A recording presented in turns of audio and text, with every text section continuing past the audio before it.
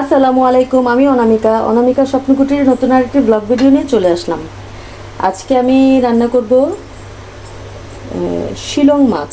এটাকে মাছটা আস্ত দেখলে আপনারা বুঝতে পারতেন, আপনারা কী নামে চেনেন আমি জানি না। আমরা এটাকে শিলং মাছ বলি। সেটা আমি ভেজে রান্না করব। তো তেলটা যেন গায়ে ছিটে না আসে, আমি অনেক গরম হওয়ার আগেই কিন্তু এটা দিয়ে দিচ্ছি। আগে আমি মাছটাকে ভেজে নেব, কারণ এই মাছগুলি কিন্তু খুব ছিটে, অনেক সময় একদম ঠোসা পড়ে যায়, এরকমও হয় যে ছিটে ঠোসা পড়ে যায়। এর জন্য আমি কি করি, এটা গরম হওয়ার আগেই দিয়ে দেই, দিয়ে আবার ঢাকা দিয়ে দেই যেন ছিটে না আসে। মাছগুলিকে ভেজে তারপরে কিভাবে রান্না করব সেটাও আপনাদের সাথে শেয়ার করব, যে আমি কি করে, কি দিয়ে, কি সবজি দিয়ে রান্না করছি। মাছটাকে আগে ভাজতে দিয়ে দিচ্ছি। এখানে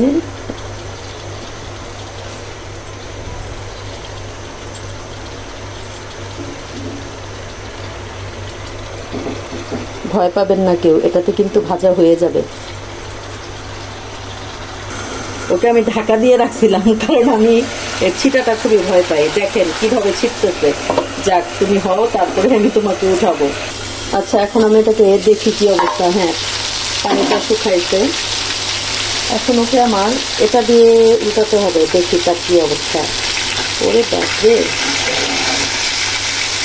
তাকে তো ঠান্ডা করে উল্টাতে হবে, দেখা যায়। আচ্ছা, যাই হোক, আমি ঠান্ডা করে মাছটাকে উল্টায় আবার আসতেছি। মাছ ভাজা হয়ে গেছে, কিন্তু দেখানোর সাহস আমার নাই।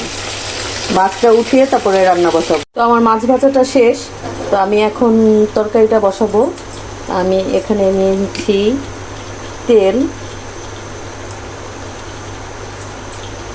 আর বরাবরই আমি বলি যে আমি সবজি তরকারি বা একটু ঝোল তরকারি, সেটাতে আমি বাটা পেঁয়াজ খেতে পছন্দ করি, বা আমার ঘরের সবাই তাই বাটা পেঁয়াজ খেতে পছন্দ করে, কারণ এটার গ্রেভিটা খুবই টেস্টি হয়।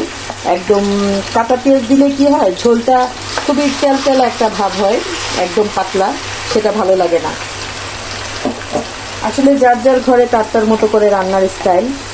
আর এখানে আমি দিয়ে দিচ্ছি আদা রসুন বাটা, কারণ আমি সব তরকারিতে আদা রসুন বাটা খেতে পছন্দ করি। বিশেষ করে আমার সাহেব যে আছে, উনি আদা রসুনের ঝালটা তার খুব পছন্দ। তো আমি এটাকে একটু ভালো করে ভেজে নেই, কারণ যেন কাঁচা কোনো গন্ধভাব না থাকে। এটা ভাজা ভাজা হচ্ছে। আর একটা কথা, আপনারা চাইলে কিন্তু এরকম পেঁয়াজ ব্লেন্ড করে ফ্রিজে রাখতে পারেন, ডিপেও রাখতে পারেন, বা নর্মালি যদি রাখেন সেটাও আপনারা 4-5 দিন খেতে পারবেন, স্মেল নষ্ট হবে না। আর ডিপে রাখলে তো অনেক দিনই খেতে পারবেন। আর বাটা পেঁয়াজ কিন্তু অনেক কিছুতেই খেতে ভালো লাগে, মানে যেই তরকারি ঝোলালো হবে সেটাতেই খেতে ভালো লাগে। তো আমি এখানে মরিচটার সাথে মশলা দিয়ে দিচ্ছি। এটা দিচ্ছি কাশ্মীরি লাল ঝালমরিচ, না সরি, এটা কিন্তু ঝাল হবে না, কালারটা জাস্ট সুন্দর হবে। আর দিয়ে দিচ্ছি হলুদের গুঁড়ো,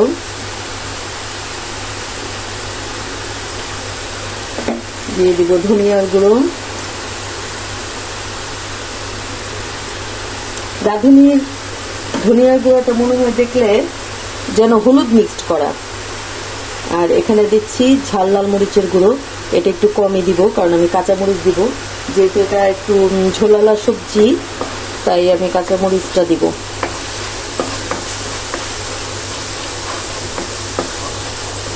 মশলাটাকে কষিয়ে নেই।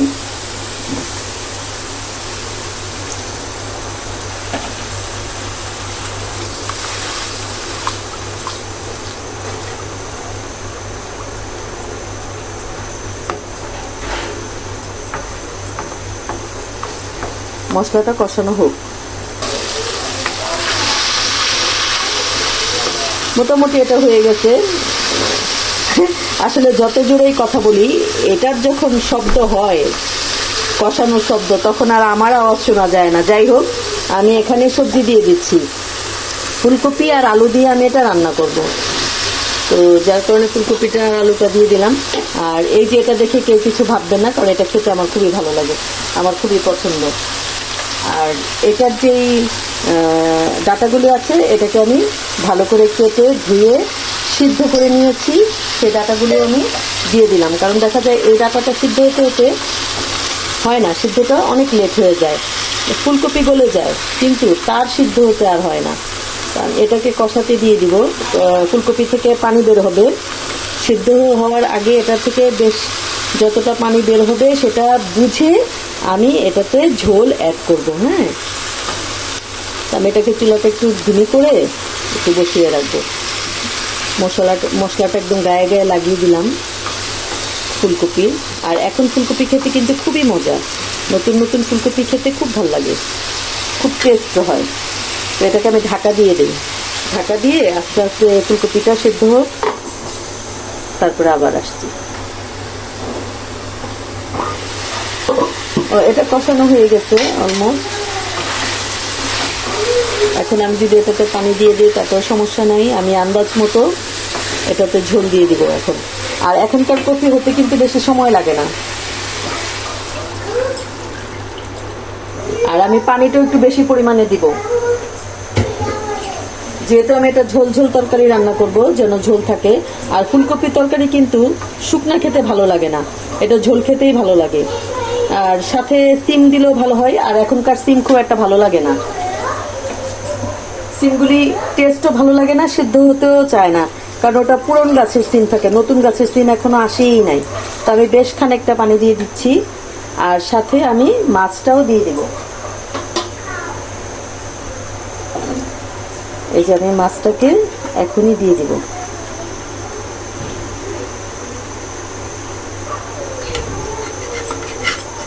যতই তেল কড়াইতে মাছ ভাজি, তারপরেও মাছের ভাজা উল্টাতে গেলে 12টা বেজে যায় মাছের।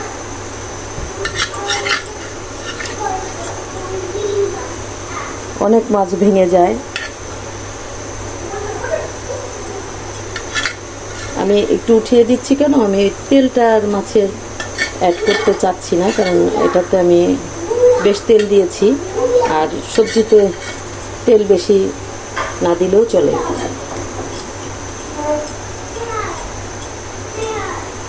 এটা দিয়ে দিলাম।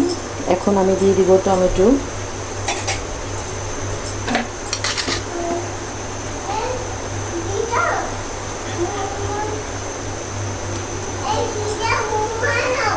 জি দিদা আসছি, আমার নাতি আমাকে পিছন থেকে ডাকছে, দিদা দিদা। যা, দাঁড়াও আমি আসছি তোমার কাছে, ওয়েট করো, একটু ওয়েট করো, দিদা এটা দিয়ে আসি। আচ্ছা, তো আমি এখানে কাঁচামরিচ দিয়ে দিলাম, আরেকটু কাঁচামরিচ লাগবে, আর আমি আরেকটু পানিও কিন্তু দিব, কারণ আমার কাছে মনে হচ্ছে মাছ আলু অনেক ঝোল টেনে নেয়, এর জন্য আপনারা সবজি তরকারিতে একটু বেশি পানি দিবেন, বিশেষ করে আলুর তরকারিতে অবশ্যই ঝোলটা একটু বেশি দিবেন। এখন আমি এটাকে ঢাকা দিয়ে দিচ্ছি, তারপর আমি কাঁচামরিচ কেটে আবার আসছি, কাঁচামরিচও দিব। আর একটু কাঁচামরিচ দিয়ে দেই, কারণ কাঁচামরিচটা এখন যদি আমি দেই তাহলে এটার ঝালটা ঠিক মতো বের হবে, আর ঘ্রাণটাও খুব সুন্দর আসবে। একটু কেটে দিচ্ছি যেন ঝালটা ঠিক মতন বের হয়। তো যারা আমার চ্যানেলটিকে সাবস্ক্রাইব করেননি তারা অবশ্যই সাবস্ক্রাইব করে দিবেন, যারা সাবস্ক্রাইব করেছেন তারা তো আমার ভালোবাসার মানুষ, আমার সাথেই আছেন। আর অবশ্যই লাইক কমেন্ট শেয়ার করবেন, কমেন্টের পাশাপাশি লাইক বাটনটা অবশ্যই প্রেস করে দিবেন। এটা আমি সবসময় বলি, লাইক হচ্ছে একটি ইউটিউবারের চার্জ, কারণ যখন আপনারা কমেন্ট করেন, লাইক করেন, এটা আমাদের জন্য একটা চার্জ হয়। আমি শুধু আমার কথা বলছি না, প্রতিটা ইউটিউবার কথা বলছি, যারাই এত কষ্ট করে কন্টেন্ট বানায় তারা আশা করে আপনি একটি কমেন্ট করলেন, এত কষ্ট করে লিখলেন, কিন্তু লাইক বাটনটা প্রেস করলেন না, এটা খুবই কষ্ট হয়। তো যাই হোক, সবাই লাইক বাটনটা প্রেস করবেন, আর বেল আইকনটা প্রেস করে রাখবেন, যেন আমার ভিডিওটি সহজে আপনারা পেয়ে যান। আর আমার মতো এভাবে রান্না করে খেয়ে দেখবেন কেমন হয়। তো এটা আমি ঢাকা দিয়ে দিচ্ছি, তারপরে আসছি, দেখি কি অবস্থা হয়। বলক চলে আসছে, এখন একটু চুলাটা কমায় দেই যেন ঝোলটা ঠিকঠাক হয়ে আসে। অবশ্যই লবণ চেক করবেন, আমি কিন্তু লবণ চেক করতে ভুলে যাই। যে ঝোল দিয়েছি, এই ঝোলে আলু, টমেটো, ফুলকপি সব ঠিকঠাক সিদ্ধ হয়ে যাবে। হতে থাক। আজকে তরকারিতে আমি কিন্তু লবণ দিতেই ভুলে গেছিলাম, এখন দিলাম। আমি তাই তো বলতেছি যে সবজিটা কেন এরকম কালার লাগতেছে, লবণ না দিলে আপনি দেখবেন সবজির কালার আসে না, সুন্দর লাগে না। আর যেহেতু ঝোলালা তরকারি একটু লবণটা বেশি পরিমাণে দিব।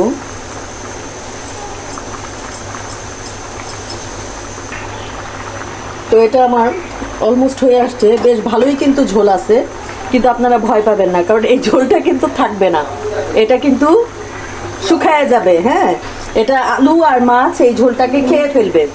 তো আমি এখন ধনেপাতা দিয়ে নামিয়ে ফেলবো। আর শীতের এই সবজির তরকারিটা আপনারা সবসময় চেষ্টা করবেন একটু বেশি ঝোল করে খাওয়ার, তাহলে ভালো লাগবে। জি দিদা। হ্যাঁ দিদা, আমি আসছি, আমার হয়ে গেছে, কাজ শেষ, আসতেছি। তো এটার মধ্যে এখন আমি ধনিয়া পাতা দিয়ে এখনই নামিয়ে ফেলবো। এটা কিন্তু বেশি জাল হতে দিব না। তো আমি সবার জন্য দোয়া করি, সবাই সবার পরিবার নিয়ে সুস্থ থাকেন, নিরাপদে থাকেন। আপনারাও আমার জন্য দোয়া করবেন, আমি যেন আমার পরিবার নিয়ে সুস্থ থাকি, নিরাপদে থাকি। আর এভাবে করে খেয়ে দেখবেন, আশা করি খুবই ভালো লাগবে। আর আমাকে কমেন্টে জানাবেন এই রান্নাটা কেমন হয়েছে, মানে আপনারা করে যখন খেয়েছেন তখন কেমন লেগেছে। তো এই এতটুকু ঝোল কিন্তু ঠিক আছে, এর চেয়ে বেশি কিন্তু শুকানোর দরকার নাই। আর আপনারা চাইলে আরো শুকাতে পারেন, চাইলে আরো পাতলাও রাখতে পারেন। আর যদি বাটা পেঁয়াজ দিয়ে রান্না করেন তখন এই যে এই গ্রেভিটা কিন্তু খেতে ভালো লাগবে, মানে ওই যে পানসে পানসে কোনো ভাব থাকবে না। তো ভালো থাকবেন আর অনামিকা স্বপ্নকুটিরের সাথে থাকবেন। আসসালামু আলাইকুম।